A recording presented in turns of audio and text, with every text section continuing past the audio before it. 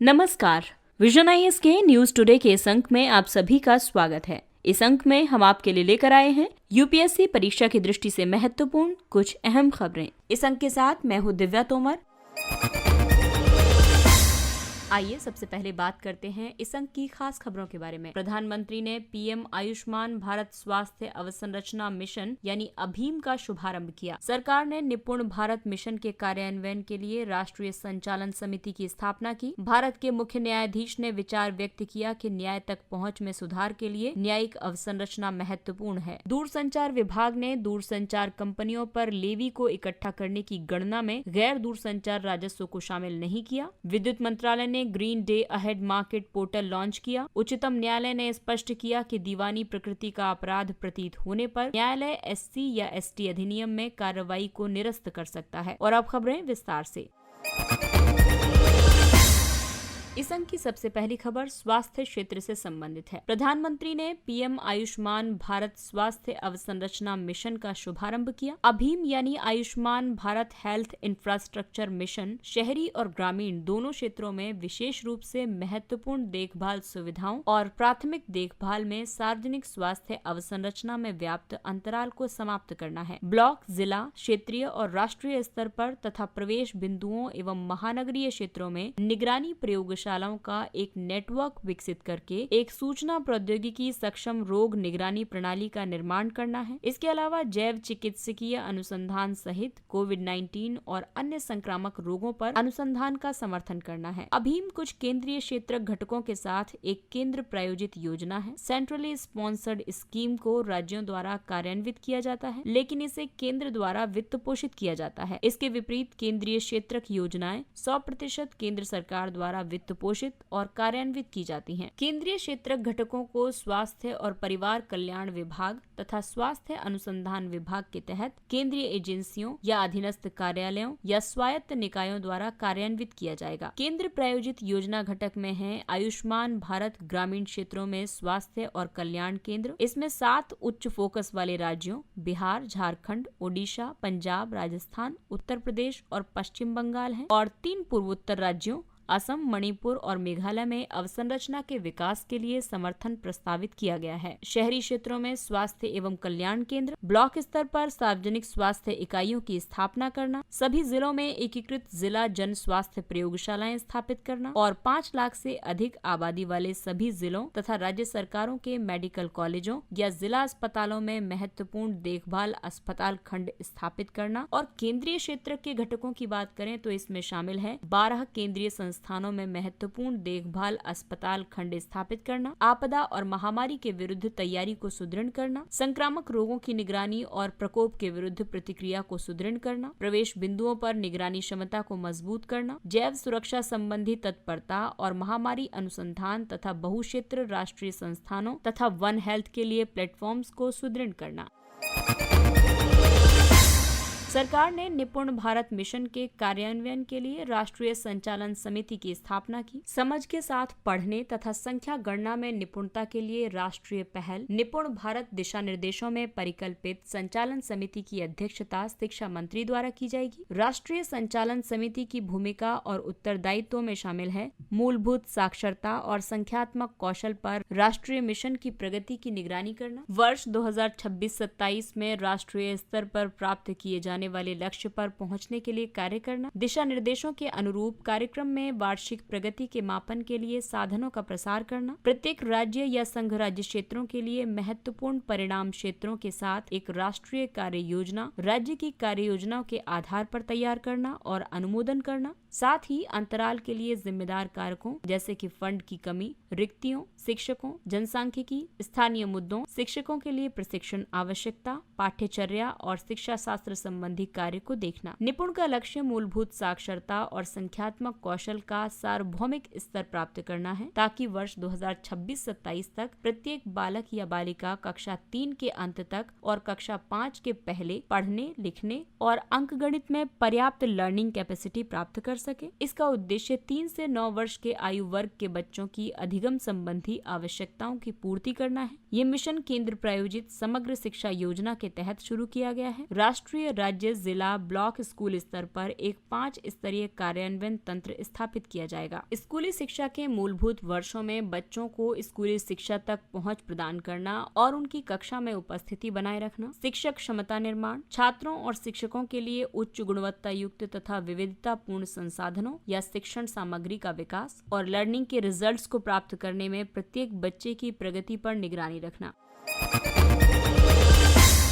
अगली खबर न्यायपालिका से संबंधित है। भारत के मुख्य न्यायाधीश ने विचार व्यक्त किया कि न्याय तक पहुंच में सुधार के लिए न्यायिक अवसंरचना महत्वपूर्ण है। देश के न्यायालयों में न्यायाधीशों, न्यायालयों के कर्मचारियों और वादियों के लिए आवश्यक अवसंरचना की कमी है। इससे मामलों के निपटान में देरी होती है और काफी सारा कार्य इकट्ठा हो जाता है, जिससे कि मामलों में वृद्धि होती है। इसका कारण ये है कि संघीय बजट का 1% से भी कम न्यायपालिका पर खर्च किया जाता है। वर्ष 2011-12 से निधि साझाकरण प्रणाली को संशोधित किया गया था, जिसमें केंद्र ने 75% निधि का योगदान किया था। हालांकि केंद्रीय वित्त पोषण बजटीय आवंटन के अधीन है। अपर्याप्त न्यायिक अवसंरचना के प्रभाव की बात करें तो ये मामलों के निपटान में लगने वाले उच्च औसत समय की वजह से दीर्घकाल तक लंबित रहते हैं। ये राष्ट्र के दीर्घकालीन आर्थिक विकास को बाधित करते हैं। धीमी और अक्षम न्याय वितरण प्रणाली की वजह से समाज में हिंसा के मामलों में वृद्धि होती है। आइए अब आपको बताते हैं कि अवसंरचना संबंधी बाधाओं के निवारण के लिए क्या कदम उठाए गए हैं। राष्ट्रीय न्याय प्रदायगी और विधिक सुधार मिशन को वर्ष 2026 तक जारी रखा जा रहा है। ये न्यायिक अवसंरचना के विकास के लिए राज्य के संसाधनों को बढ़ाने के लिए एक केंद्र प्रायोजित योजना है। विधि आयोग की 114वीं रिपोर्ट के आधार पर ग्राम न्यायालय अधिनियम 2009 के माध्यम से ग्राम न्यायालयों की स्थापना की जा रही है। भारतीय न्यायपालिका में सूचना एवं संचार प्रौद्योगिकी के कार्यान्वयन के लिए राष्ट्रीय नीति और कार्य योजना 2005 के तहत ICT पहलों को अपनाया जा रहा है। हाल ही में CJI ने आधुनिक और आत्मनिर्भर ट्रायल कोर्ट के निर्माण के लिए राष्ट्रीय न्यायिक अवसंरचना निगम प्रस्तावित किया है।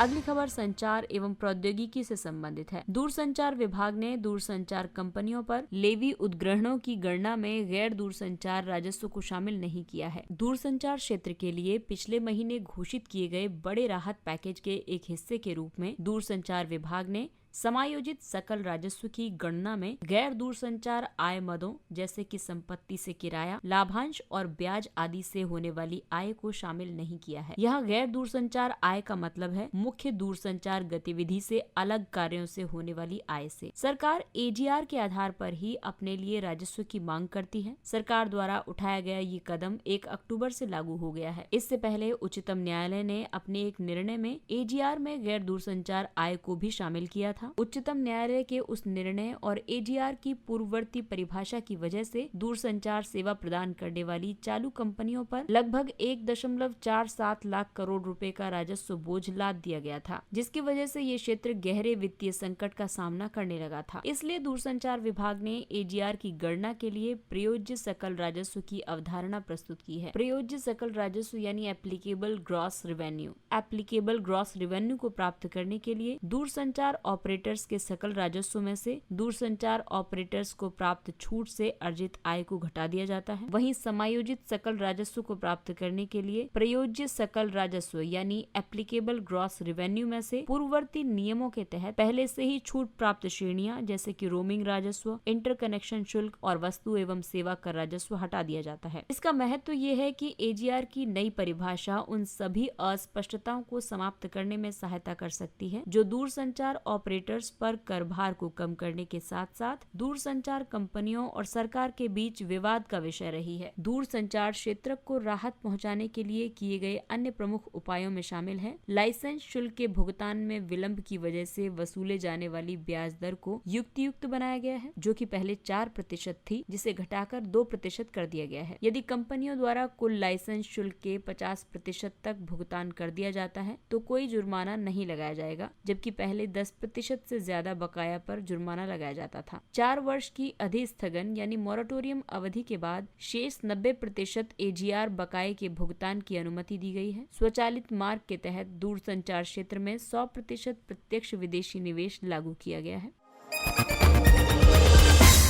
अगली खबर विद्युत मंत्रालय से। विद्युत मंत्रालय ने green day ahead market portal launch किया। Green day ahead market portal विद्युत क्षेत्र में पारंपरिक डे अहेड मार्केट के साथ एकीकृत तरीके से कार्य करेगा। साथ ही ये विद्युत उत्पादन और वितरण कंपनियों को मुक्त पहुंच के माध्यम से अक्षय ऊर्जा खरीदने और बेचने में सक्षम करेगा। डे अहेड मार्केट अगले दिन डिलीवरी के लिए एक विद्युत व्यापार बाजार है। पावर एक्सचेंज प्रतिभागियों को अलग अलग नीलामी विंडो के माध्यम से पारंपरिक और नवीकरणीय ऊर्जा दोनों के लिए एक साथ बोलियां प्रस्तुत करने की अनुमति green day ahead market portal प्रदान करेगा। Green day ahead market portal का महत्व ये है कि इससे विद्युत खरीद समझौते आधारित अनुबंध से धीरे धीरे बाजार आधारित मॉडल की ओर संक्रमण होगा। विद्युत की लागत को कम करने के लिए प्रतिस्पर्धा मूल्य संकेत प्रदान करेगा। हरित ऊर्जा व्यापार में पारदर्शिता, लचीलेपन और दक्षता को बढ़ावा मिलेगा। रिन्यूएबल एनर्जी की अप्रयुक्त क्षमता को उपलब्ध करवाकर और रिन्यूएबल एनर्जी उत्पादकों को तत्काल भुगतान करके अखिल भारतीय हरित बाजार का निर्माण संभव होगा। नवीकरणीय ऊर्जा को बढ़ावा देने के लिए की गई अन्य पहलों में शामिल है पावर एक्सचेंज इंडिया और इंडियन एनर्जी एक्सचेंज ने real time electricity market platform launch किया है। रियल टाइम इलेक्ट्रिसिटी मार्केट संपूर्ण भारत में खरीदारों और विक्रेताओं को परिचालन के वास्तविक समय के दौरान उनकी ऊर्जा आवश्यकताओं को पूरा करने में सक्षम बनाता है। केंद्रीय विद्युत विनियामक आयोग, इंडियन एनर्जी एक्सचेंज और पावर एक्सचेंज इंडिया लिमिटेड दोनों को नियंत्रित करता है। इंडियन एनर्जी एक्सचेंज ने एक एकीकृत दक्षिण एशियाई क्षेत्रीय विद्युत बाजार निर्मित करने के लिए सीमा पार विद्युत व्यापार आरंभ किया है।